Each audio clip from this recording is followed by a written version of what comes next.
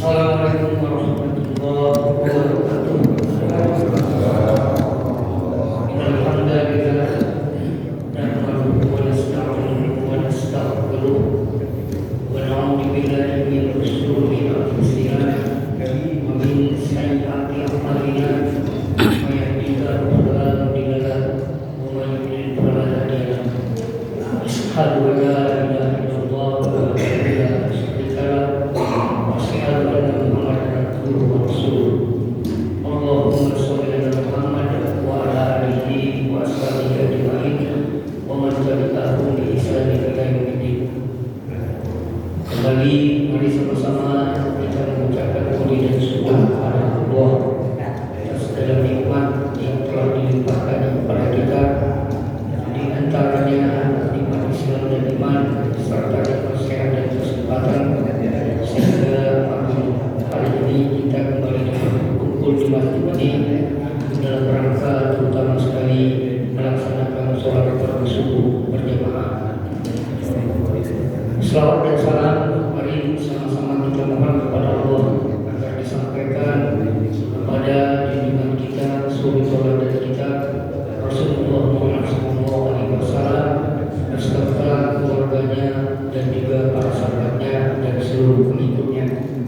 Dan hari senantiasa kita memperjuangkan diri kita dan juga keluarga kita agar kita senantiasa istiqomah pada ajaran Rasul, berpegang teguh pada sunnah-sunnahnya. Amin ya rabbal alamin. Sebagaimana biasa setiap Ahad subuh kita senantiasa mengadakan pengajian rutin yang pada pagi hari ini pengajian akan diisi oleh ustaz kita Buya Radinal FPD. Alhamdulillah, terima kasih Pak Ustaz sudah sampai di masjid kita ini. Harapan kita dengan pengajian ini hendaknya ilmu bertambah, keimanan bertambah, dan amal ibadah kita juga bertambah. Jadi jangan pengajiannya rutin, tapi kita seperti berjalan di tempat, tenaga habis tapi kemajuan tidak ada. Jadi mari sama-sama ini kita camkan, mudah-mudahan semakin hari semakin mengaji, pengajian kita meningkat, kemudian amal ibadah kita meningkat, keimanan kita meningkat. Itulah harapan kita, sehingga akhirnya nanti benar-benar bisa menjadi suatu pedoman hidup agama kita ini di dalam keluarga. Kemudian bisa juga kita membawa jiran tetangga kita untuk paham kepada agama kita ini, dan mudah-mudahan bisa pula kita ajak untuk sama-sama mengaji di masjid kita ini. Harapan kita yang ke depan masjid kita ini semakin makmur, anak-anak kita rangkul, pemuda kita rangkul. Mari kita upayakan Islam itu bukan sekedar satu slogan, bukan satu iming-iming, tapi merupakan suatu perjuangan yang memang harapan kita rahmatan lil alamin itu bukan sekedar pajangan, bukan sekedar harapan, tapi mari kita wujudkan minimal dalam lingkungan kita. Baik, mari kita buka pengajian pagi hari ini dengan sama-sama kita membaca basmalah. Bismillahirrahmanirrahim. Kepada Bapak Ustaz kami persilakan.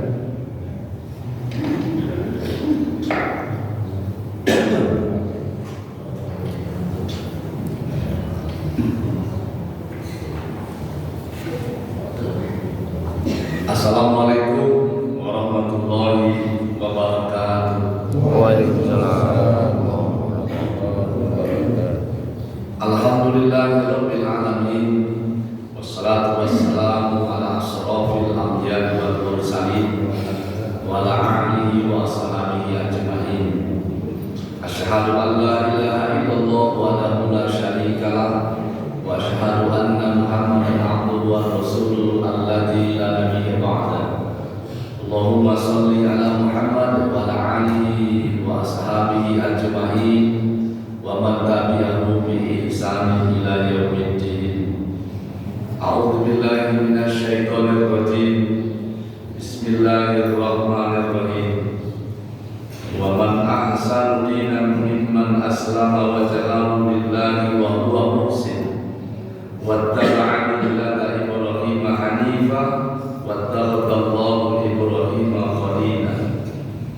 Dan siapakah yang lebih baik agamanya daripada orang yang ikhlas menyerahkan dirinya kepada Allah, sedang dia pun mengerjakan kebaikan, dan dia mengikuti agama Ibrahim yang lurus, dan Allah mengambil Ibrahim menjadi kesayangannya.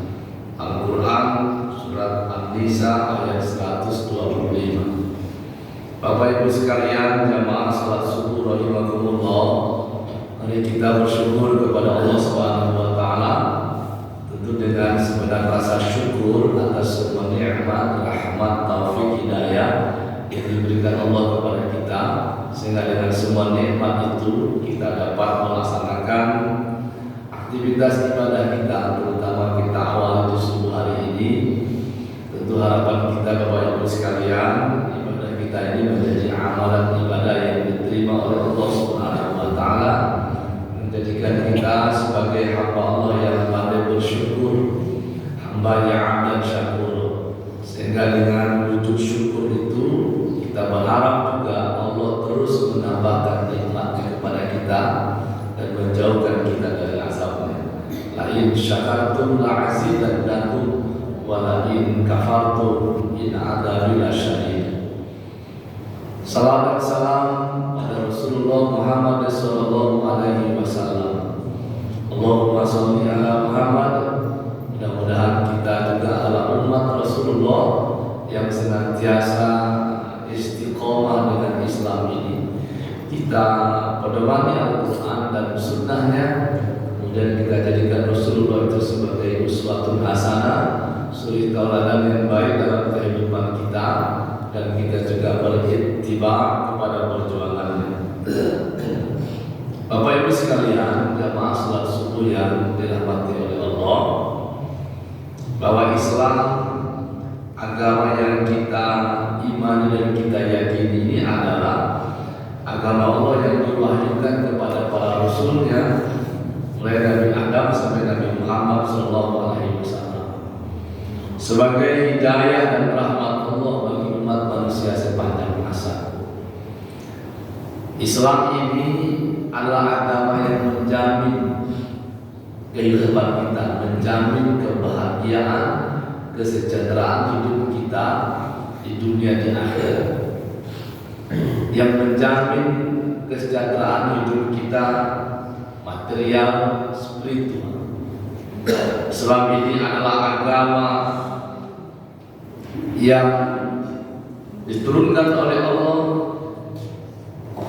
menjadi agama yang membawa kita kepada kebaikan-kebaikan di dunia dan juga nanti di akhirat.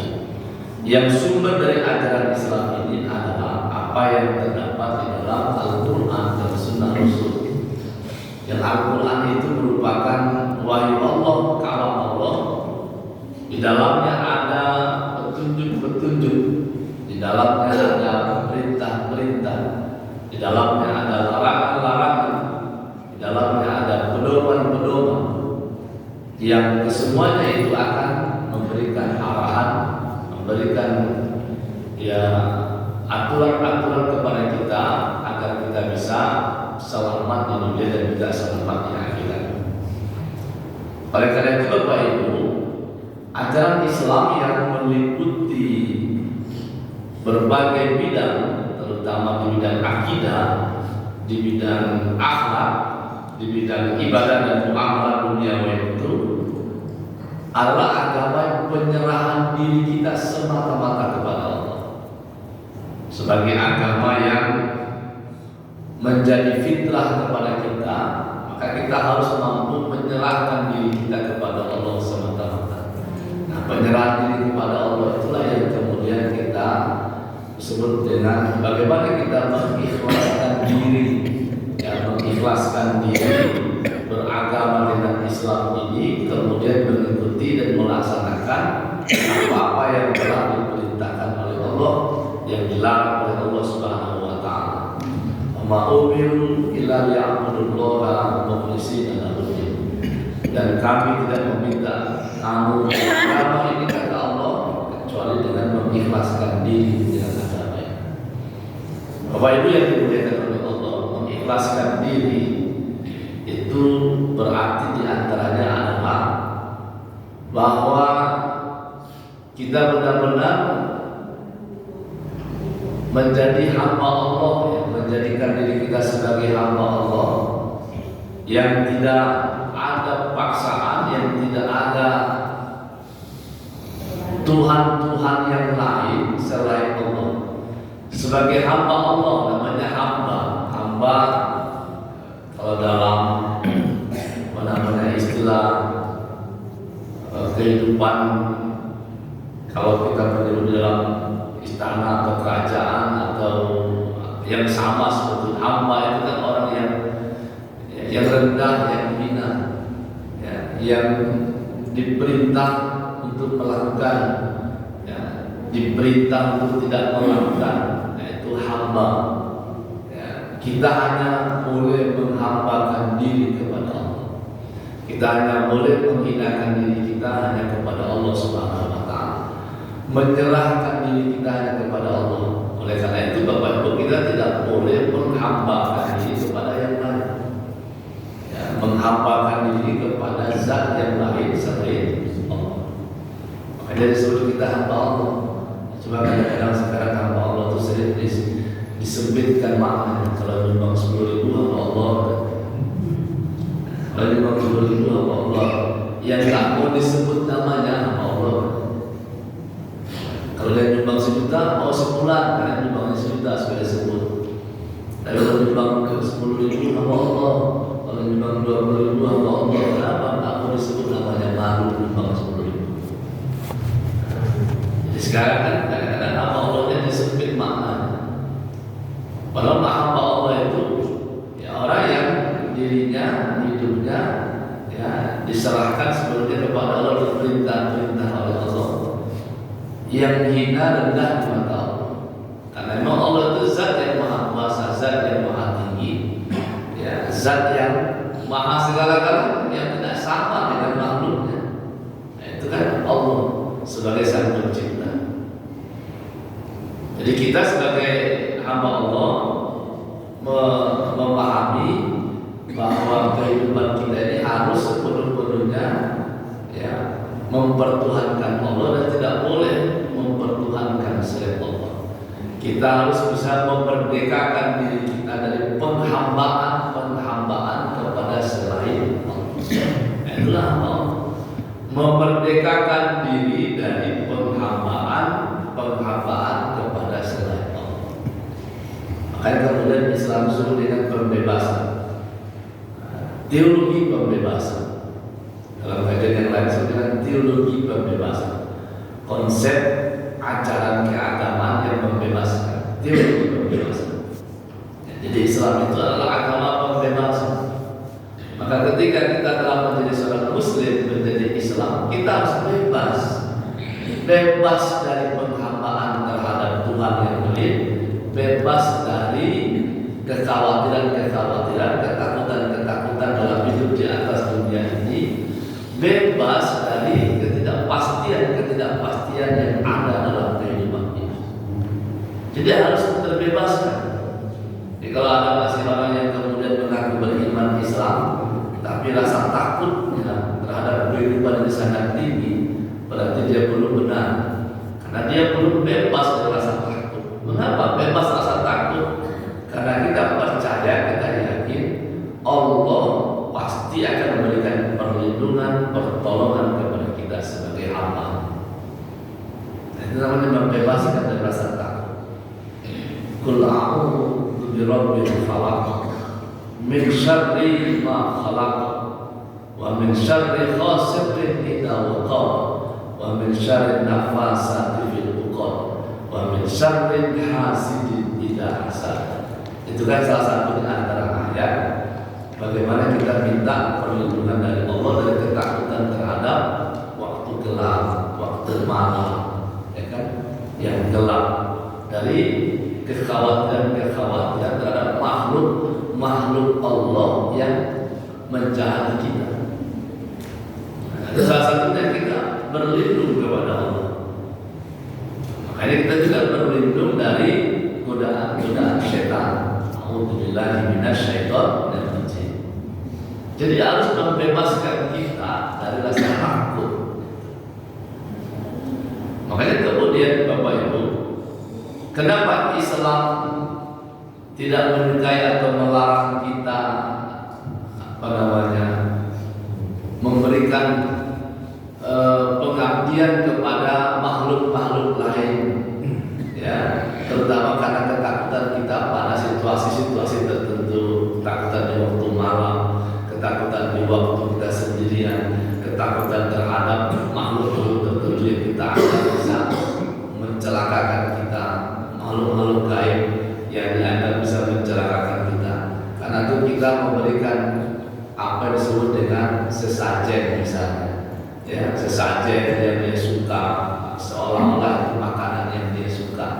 Sehingga dengan pemberian sesajen itu dia tak jadi gangguin kita, Islam tidak menyukai hal seperti itu. Kenapa? Pertolongan itu, perlindungan itu hanya datang dari Allah, bukan dari yang lain-lain. Itulah makna Islam sebagai agama pembebasan, sebagai hamba Allah tadi, yang kita akan menyerahkan diri kita kepada Allah, membebaskan diri kita dari segala bentuk ketakutan-ketakutan, kekhawatiran-kekhawatiran. Jangan takut lapar, takut tidak mendapatkan rezeki, karena sesungguhnya Allah memberi rezeki kepada siapapun yang berikhtiar untuk mencari. Jangankan kita manusia, Bapak Ibu sekalian, hewan sekalipun, ayam sekalipun, dan makhluk Allah yang lain itu, sepanjang dia keluar dari sarangnya, dari sangkarnya, ya, dia akan mencari rezeki walau dengan mengais-ngais lewat kaki. Itu Allah beri rezeki. Jadi kita pun jangan takut tidak mendapatkan rezeki. Akibat takut tidak mendapatkan rezeki, maka banyak kemudian manusia mencari rezeki dengan cara yang haram, menghalalkan segala cara, bahkan dengan cara-cara yang sangat, ya, merendahkan, menistakan diri sekalipun. Jadi kekhawatiran, ketakutan untuk tidak mendapatkan kehidupan yang baik. Makanya dalam ayat kan, ketika kenapa orang-orang kafir Quraisy itu salah satunya, ketika anak perempuan lahir mereka bunuh, mereka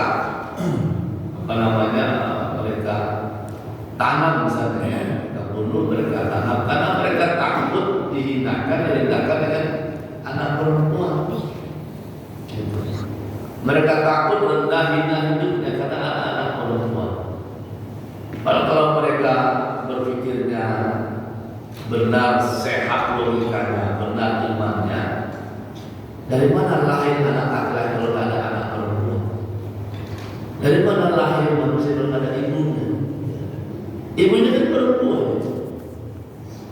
Bapak Ibu sekalian, nah ini contoh saja. Jadi rasa takut, menghina, rendah, nista karena dianggap punya keturunan perempuan, itu sebuah kebodohan, sebuah bentuk dari ketidakpahaman terhadap konsepsi Islam atau penciptaan Allah, penciptaan alam dari Allah Subhanahu wa taala, penciptaan kita sebagai makhluk.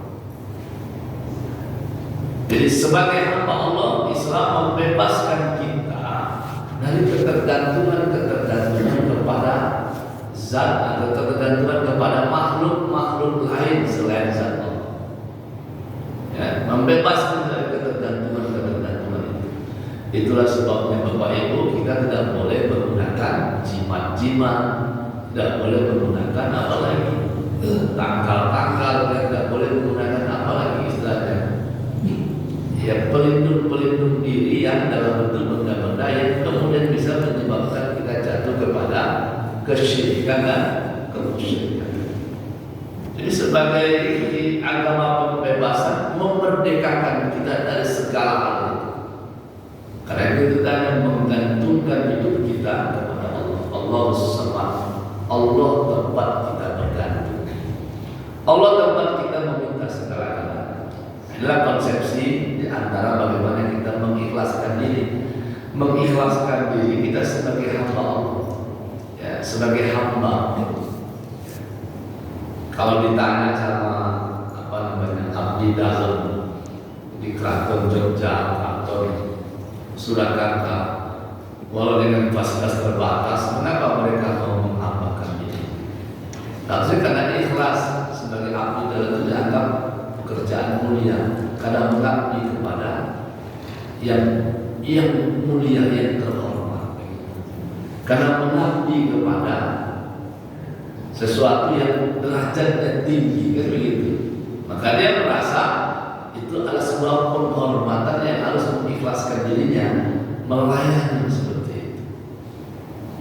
Nah, Bapak Ibu, itu manusia. Yaitu manusia.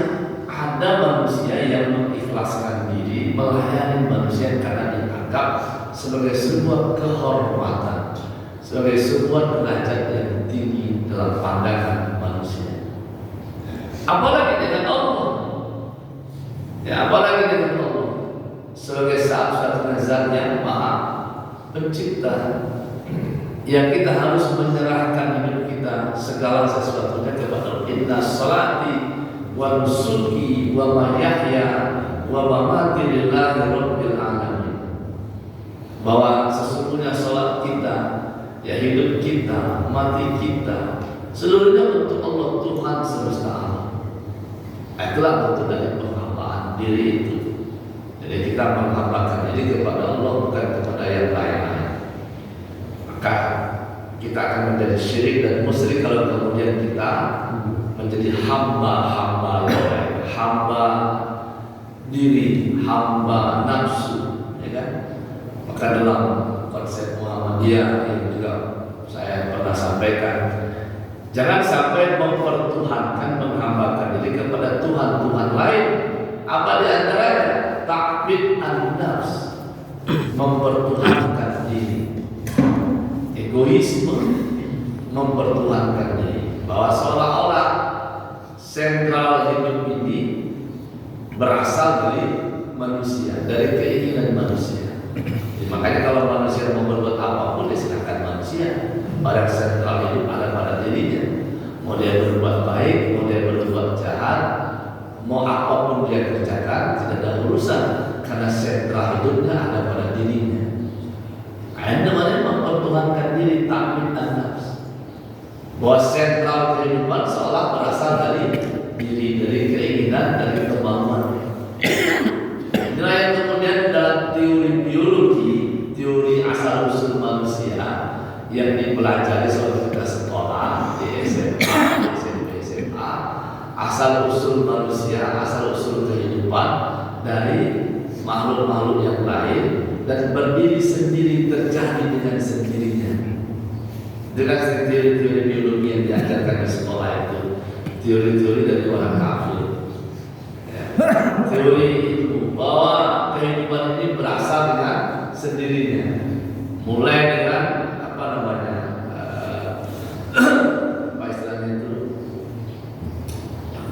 yang paling kecil zat apa, atom, apa lagi, ya, bakteri-bakteri, ya, bahwa dia berasal dari seperti itu. Makanya kan ada makhluk kehidupan. Pada itu apa saya bisa, kehidupan itu datang dari Allah. Allah yang menciptakan semua. Ya, bagi Allah gampang soal penciptaan itu. Jadi jangan menghambakan diri kepada nafs, kepada diri kita, egoisme, bahwa kehidupan ini berpusat pada diri kita. Nah, itulah yang kemudian dia menjadi Tuhan dengan sendirinya. Dan bagaimana Fir'aun menjadi Tuhan, dan banyak orang yang mempertuhankan diri. Ya. Ini satu hal, menghambakan diri pada sesuatu yang salah. Nah, jangan menghambakan diri, mempertuhankan kepada yang lain. Apa itu? Ta'bid asy-syahwah, mempertuhankan nafsu syahwat. Bapak Ibu sekalian, memang kehidupan kita Allah beri, ada namanya nafsu keinginan, ada namanya akal. Tapi nafsu akal ini harus dibimbing oleh iman. Karena kalau kita buat segitiga itu, iman di atas, ada akal, ada nafsu. Akal itu akan berfungsi dengan benar kalau dia dibimbing oleh wahyu, oleh iman. Maka orang yang dibimbing oleh iman dengan benar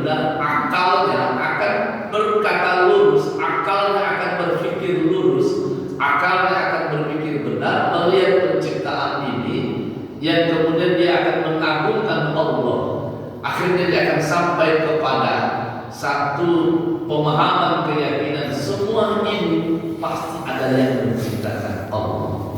Itu akal yang benar, karena akal dibimbing oleh iman. Jadi bukan kerjanya mengakal-akali saja, bukan kerjanya mengakal-akali, karena akal yang tadi dibimbing oleh iman yang benar, akal yang lurus, ya, akal yang lurus yang tidak mengakal-akali. Maka dia akan lihat mana yang benar itu sesungguhnya. Yang benar itu sesungguhnya yang datang dari Allah, ya, karena ilmu milik Allah. Iqra bismi rabbikal ladzi khalaq, khalaqal insana min 'alaq. Iqra wa rabbukal akram. Ya. Alladzi 'allama bil qalam. Karena ilmu datang dari Allah. Itu akal yang benar, akal yang dibimbing oleh iman atau wahyu. Maka akal itu akan lurus kepada kebenaran. Ya, jadi bukan cuma saya katakan tadi mengakal-akali, semuanya mau dimanipulasi, semuanya maunya apa namanya? Di kutak-katik lah. Nanti ada surveinya diakal-akali gitu kan. Oh, dia itu menang, kenapa nama survei di kanan dia menang lah. Nanti survei diakal-akali. Apalagi nanti angka statistik diakal-akali. Kan biasanya statistik itu Bapak Ibu sekalian, kalau kita akal-akali kan bisa aja beradu-adu tentang data, tentang angka-angka. Karena dia pintar, dia hebat, maka otaknya kepintarannya dia gunakan tadi memanipulasi semua data-data, angka-angka. Hidup kita ini kan apalagi tadi Indonesia ini, yang paling berbeda itu soal angka-angka, soal data-data. Baik sekalian. Kalau dilihat dari data atau angka atau standar yang dikeluarkan oleh Bank Dunia, oleh IMF, oleh lembaga-lembaga dunia, WHO atau UNESCO misalnya, tingkat kemiskinan kita bisa sampai 40-60 juta. Tapi karena kita punya data sendiri, BPS, statistik, maka tingkat kemiskinan itu turun menjadi 20 juta, 25% misalnya gitu. Kenapa? Orang datanya angkanya bisa dimain-mainkan angka. Itu apa sekalian? Mempertuhankan nafsu jangan. Jadi akal dan nafsu juga begitu. Jadi kalau nafsunya dibimbing oleh iman, maka nafsunya akan mengarah kepada nafsu yang benar. Itu adalah Quran surah Al-Fajr itu kan. Ya ayyatuhan nafsul mutmainnah, irji'i ila rabbiki radiyatan mardiyah fadkhuli fi ibadi wadkhuli fi jannati. Itu kalau tadi nafsunya dibimbing oleh iman. Tapi kalau nafsunya dilepaskan dari konsep keimanan tadi itu, maka nafsunya bisa jatuh pada nafsu lawwamah, akan jatuh nafsu amarah. Ya, maka dia menjadi lebih hina, lebih buruk daripada hewan. Mulai kata kalau ayat yang kedua, jangan mempertuhankan nafsu. Jangan mempertuhankan apa lagi? Mempertuhankan harta. Takbid al-mawad. Jangan mempertuhankan harta. Harta perlu, pastilah perlu, sangat perlu, harus harta itu. Semua aktivitas ibadah kita, kedekatan kita kepada Allah mesti ditopang dengan harta. Maka Al-Quran menyebut banyak sekali bahwa kesuksesan dakwah dan jihad itu memang sangat tergantung daripada mal, harta. Di awal ini. Tapi jangan sampai dipertuhankan sehingga segala sesuatu ukurannya harta. Ya, dalam kehidupan melihat orang berukurannya harta, kehidupan ini diukur dengan banyaknya harta. Sampai akhirnya dia pun ya lebih mementingkan harta daripada pengabdian dan ibadah kepada Allah. Itu mempertuhankan harta. Jadi kalau ada orang mengatakan tak perlu harta, itu salah juga, itu malaikat tadi, bukan manusia. Ya. Tapi dia jangan dipertuhankan. Maka carilah dengan yang halal, gunakanlah dengan yang benar, peruntukan kepada karena dia akan memberikan pertolongan kepada kita. Nah, yang berikutnya jangan mempertuhankan kekuasaan, takbir as-siyasah. Jangan mempertuhankan kekuasaan. Kenapa? Karena sesungguhnya kekuasaan itu milik Allah. Kekuasaan itu sementara, tidak ada yang bisa berlama-lama dengan kekuasaan.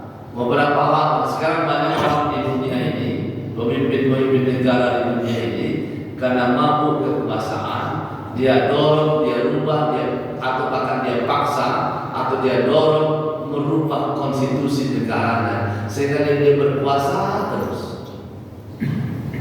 Ada kepala desa sudah dikasih kekuasaan 6 tahun, minta 9 tahun. Sudah dikasih 2 periode, minta 3 periode. Itulah kemarin kepala orang-orang desa itu demo di DPR dan istana, minta diperpanjang kekuasaan kepala desa. Bayangkan Bapak Ibu, sudah dikasih 6 tahun, minta 9 tahun.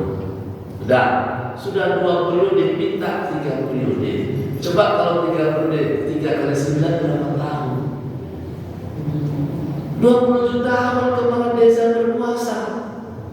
Itu permohonan mereka minta ke depan DPR dan istana. Bayangkan kalau itu disahkan oleh DPR. Memang desa itu punya nenek moyang dia. Itu. Presiden yang cuma 2 periode, 5 tahun, kalau ada yang minta 3 periode. Ini desa. Mau dikasih 6 tahun 1 periode, dikasih 2 periode sejadi 12 tahun. Datang dia minta 9 tahun, tambah lagi 3 periode, 27 tahun berkuasa di desa. Untuk nggak muak warga desa. Itu contoh saja takbir as-siyasah. Apakah boleh saja? Mungkin boleh saja. Ada demokrasi. Tapi kan juga tidak baik juga. Masa mau berkuasa begitu panjang? Baik sekali. Itu contoh. Nanti kalau saya ngomong ini marah pula orang kepala desa sama saya. Ini saya contoh saja Bapak Ibu sekalian. Contoh saja. Takbir as-siyasah. Mempertuhankan kekuasaan. Mau berapa lama berkuasa itu sebenarnya. Makanya saya katakan tadi, banyak orang di dunia ini pemegang kekuasaan ingin berlama-lama dengan kekuasaan dengan segala macam cara, baik cara yang benar, konstitusi, maupun cara yang tidak benar. Tapi semua kekuasaan itu mesti dipahami milik Allah, dijalankan sebagai amanat tanggung jawab untuk hal-hal yang maslahat sebagaimana Allah perintahkan. Nah, itulah yang maksudnya. Jadi jangan mempertuhankan kekuasaan. Jadi kembali kita ketahui, mengikhlaskan diri beragama dengan agama ini, dengan Islam ini, satu di antara tadi bentuknya adalah kita menghambakan diri kepada Allah sebagai bentuk pengabdian benar-benar kita beragama dengan Islam. Nah, itulah saya katakan menghambakan diri. Jangan mempertuhankan selain Allah. Namanya hamba Allah.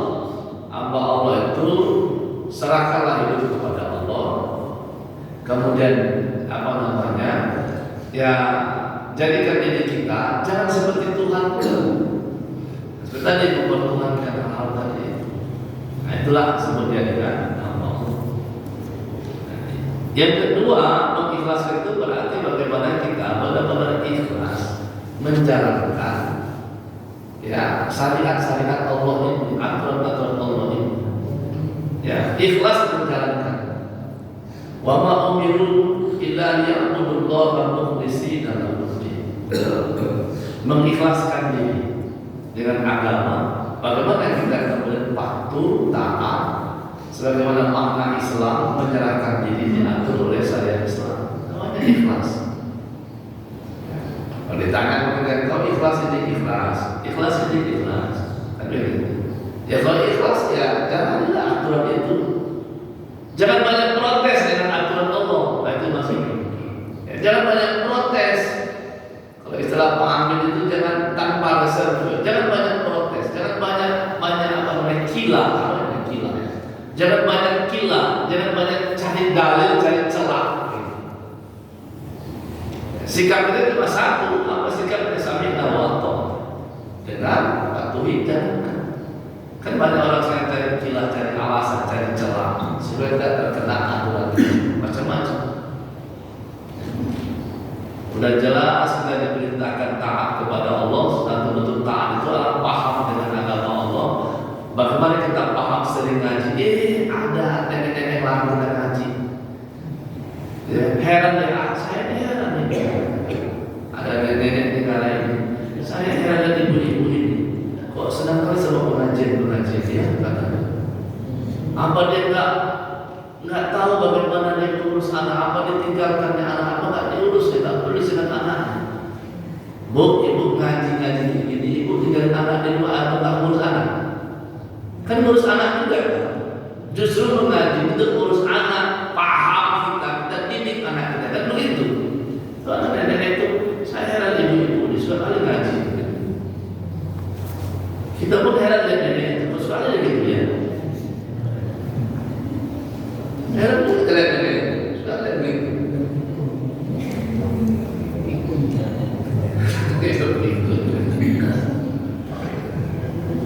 Jadi Bapak Ibu sekalian, mengikhlaskan diri, jangan suka cari-cari alasan, cari-cari celah dengan aturan-aturan Islam ini. Ya jangan ada. Mengaji kan saya contohkan sebentar mengecas baterai kan gitu sih kan. Kalau baterai dicas, kalau kita cas kan hidup terus dia kan. Hidup terus dia akan bisa beraktivitas. Jadi mengaji ini kan mengecas hati, mengecas pikiran, mengecas apa lagi? Jiwa, agar tetap dia cerah, hidup, memahami, supaya apa? Dia ngerti dan memahami hakikat kehidupannya. Memahami hakikat kehidupannya. Nah, karena apa? Ad-dinun nasihat, agama ini nasihat. Agama ini kan nasihat. Tawassul bil haq, tawassul bis sabr. Saling menasihati, mengingatkan dengan sabar dan benar. Jadi kalau ada orang tak mau mendengar nasihat, menutup telinganya mendengar nasihat, itu sama dengan iblis. Anak iblis lah yang tidak mau mendengar nasihat yang benar. Kenapa? Sombong. Kan cuma sombong aja, tidak mau mendengar nasihat yang sombong. Jadi Bapak Ibu sekalian, yang kedua tadi saya katakan bahwa mengikhlaskan diri beragama dengan Islam ini, ya mengikhlaskan itu mengamalkan ajaran Islam dalam kehidupan kita. Karena Islam tadi itu dalam Al-Quran ada petunjuk-petunjuk, ada pedoman-pedoman, ada perintah-perintah, ada larangan-larangan, baik dalam hal akidah, dalam hal akhlak, dalam hal ibadah, dalam hal muamalah duniawi. Maka mengikhlaskan diri dilaksanakan. Sebagaimana ayat yang saya baca di An-Nisa 125 itu, Allah mengambil Ibrahim menjadi contoh, menjadikan Ibrahim kesayangannya, Ibrahim Hanif, menjadikan contoh Ibrahim sebagai orang yang hanif, yang lurus, yang ikhlas dalam beragama. Maka Allah mengambil Ibrahim menjadi kesayangannya, Ibrahim wa Khalilah, menjadi kesayangannya. Bayangkan Bapak Ibu, Ibrahim itu, Nabi Ibrahim alaihissalam itu hidupnya, dalam kehidupannya berat dakwahnya, berat tantangannya. Dia gunakan akal dan mana Tuhan yang benar, sehingga dia ketika ada matahari, oh ini Tuhan, ternyata matahari tenggelam. Ketika ada bulan, oh ini Tuhan, ternyata bulan tenggelam. Ketika ada ini, oh ini Tuhan, tapi semuanya tenggelam. Sehingga akalnya berpikir, bagaimana mungkin Tuhan tenggelam? Kan itu pikiran. Berat Nabi Ibrahim itu dalam memahami kehidupan, dakwahnya berat, tantangannya berat. Sudah begitu pun sudah dia mendapatkan wahyu, tantangannya berat ketika keluarganya, ayahnya, bapaknya pembuat berhala, dan masyarakatnya penyebar berhala. Yang ketika dia dakwahkan, dia dituduh merusak Tuhan-Tuhan mereka, dia dibakar walaupun kemudian Allah selamatkan. Berat Nabi Ibrahim itu dakwahnya. Lama sekali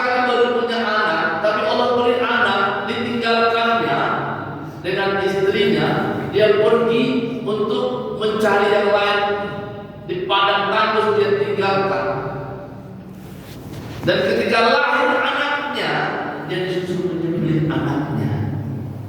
Bayangkanlah Bapak Ibu sekalian, begitulah. Tapi Nabi Ibrahim tidak pernah bantah, semuanya dia kerjakan dengan ikhlas. Makanya Nabi Ibrahim dia akan menjadi kesayangan Allah. Ibrahim Khalilullah, tak ada dia bantah-bantah. Dia kerjakan dengan ikhlas. Allah perintahkan ke sana, dia ke sana. Allah perintah, dia jalankan. Tidak ada dia bantah-bantah, walau berat. Coba Bapak Ibu kita sekalian, kita yang sudah lama tak dapat, misalnya dapat nikmat, dapat rezeki, tiba-tiba ketika dapat disuruh kasih sama orang, gimana coba? Karena beratnya luar biasa itu kan, beratnya luar biasa. Sudah susah payah ini, susah payah. Kita pun carinya pun sudah undang panting, tapi ketika dapat disuruh kasih sama orang, maka pasti kita banyak mendongkol dalam hati kita, banyak keberatan. Nabi Ibrahim alaihissalam lama tak mendapatkan anak, Allah beri anak, sedang kata-kata sedang apa namanya, senang-senangnya dengan anak yang disuruh sembelih. Tapi Nabi Ibrahim tidak pernah bantah-bantah, dia jalankan perintah itu. Itulah bentuk keikhlasan. Maka Allah menentukan Ibrahim Hanif, Ibrahim Khalil. Siapa yang paling baik agamanya? Kecuali mereka yang mengikhlaskan diri beragama dengan Islam, berbuat kebaikan sebagaimana Ibrahim yang lurus. Maka Bapak Ibu sekalian, ketika kita sudah menyatakan asyhadu alla ilaha illallah wa asyhadu anna Muhammadar Rasulullah, maka sikap kita lah mengikhlaskan diri. Sikap kita sami'na wa ata'na, dengar, patuhi, jalankan. Nah, betapa banyak perintah Allah dalam Al-Quran, pedoman itu, larangan-larangan dalam Al-Quran. Makanya sikap kita hanya dengar, patuhi. Dengar, patuhi, bukan hanya membantah-bantah. Oh, tak bisa, tak apa-apa begini. Udah jelas Allah katakan larangan keras, jangan mengangkat pemimpin yang tidak saya tidak apa-apa. Ada masalah bukan urusan itu, urusan dunia. Apa-apa. Udah jelas larangannya keras, oh nggak apa-apa, riba nggak apa-apa. Banyak sekali larangan keras dalam Al-Quran yang kita anggap biasa-biasa saja. Oh nggak apa-apa, nggak apa-apa. Itulah sering terjadi Bapak Ibu sekalian, mencari celah, mencari jawaban argumentasi. Ada pula orang yang mengusulkan sholat Jumat di hari Sabtu. Bukan sholat Jumat aja, sholat Sabtu. Kalau ada usulkan sholat Jumat di hari Sabtu, gimana coba bagi kamu berpikir? Kenapa mengusulkan? Supaya dari Jumat kan hari kerja, kalau Sabtu kan hari kerja. Ya pindahkan hari liburnya, kan selesai urusan. Libur dulu kan liburnya kan dari Jumat, jadi pindahkan hari Sabtu liburnya. Apa? Pindahkan hari Minggu. Nah, kalau hari Jumat itu dalam hari kerja tidak produktif, ya udah pindahin aja liburnya. Libur hari Jumat selesai. Gitu. Masa sholat Jumat pindah ke sholat hari Sabtu? Macam Yahudi lagi kan? Sabtu beribadah, Advent kan Sabtunya beribadah. Jadi kadang-kadang logika berpikirnya logika tak nyambung, yang aneh-aneh saja pula. Pindahan sholat Jumat ke hari Sabtu. Kemarin lagi itu karena sering terjadi terjadi musibah dalam masa ibadah haji, kan desak-desakan dulu terowongan Mina, Al-Mu'asir dulu ada ungkapan. Nah, bagaimana kalau haji itu bulannya dipindah supaya tak menumpuk? Ada usulan juga. Karena banyaknya orang haji ke Mekah, ada yang lagi Abu Janda keren itu. Ngapain pula haji ke Mekah? Di Indonesia kan bisa.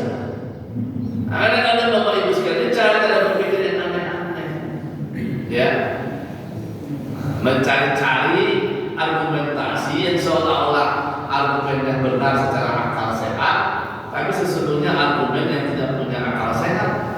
Kenapa? Sikap kita hanya seperti menjalankan saja, bahwa kemudian ada hal-hal yang terjadi berbagai peristiwa seperti apa musibah tadi itu, ya carilah solusinya dengan tidak meninggalkan syariat gitu, Bapak Ibu sekalian. Nah, ketika misalnya kita dalam konsep Islam kita harus mencari cara lain, ya cari caranya, tapi jangan meninggalkan konsep dasar.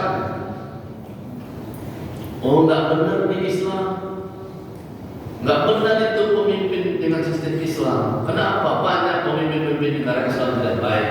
Kalau banyak yang tidak baik, bukan berarti Islamnya. Bukan berarti Islamnya. Nah, inilah yang sering kemudian argumen-argumen seperti ini yang dilakukan seolah-olah Islam itu tidak baik. Padahal Islam itu Allah katakan al-yawma akmaltu lakum dinakum wa atmamtu alaikum nikmati wa raditu lakum al-Islam dinan. Hari ini telah kucukupkan. Bila cukup kan enggak ada kurang.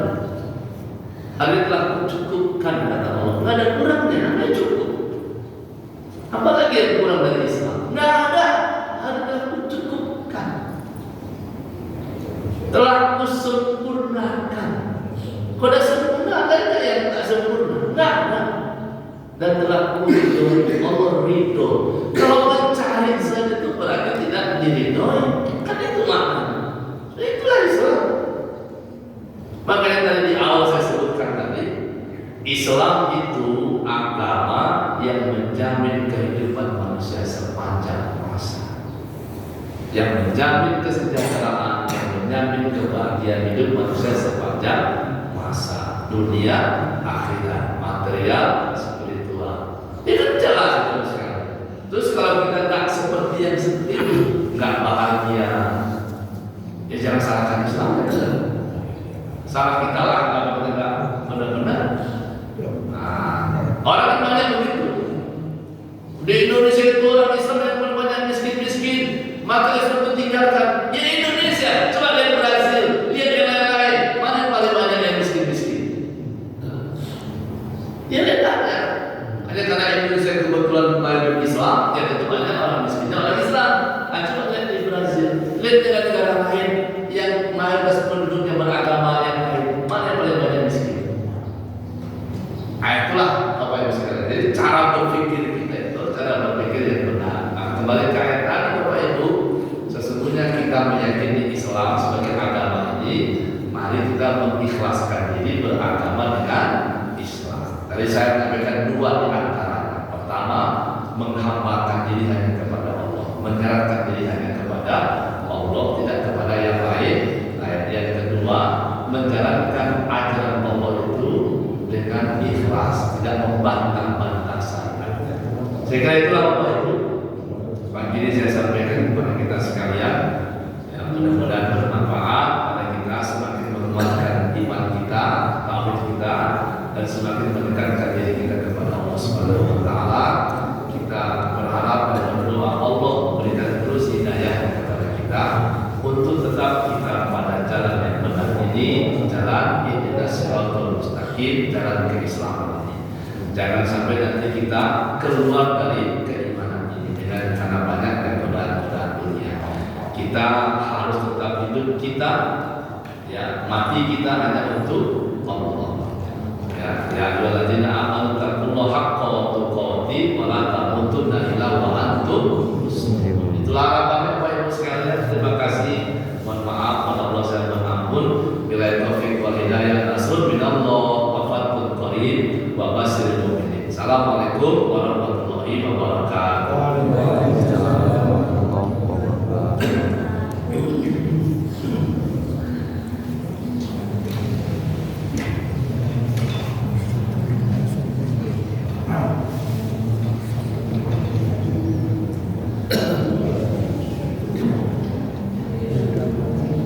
Terima kasih kita ucapkan kepada Bapak Ustaz yang telah menyampaikan nasihat kepada kita.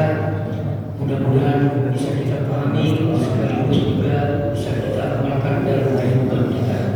Mari kita tutup pengajian kita pada pagi hari ini dengan kita membacakan doa kifaratul majelis. Allahumma wa bihamdika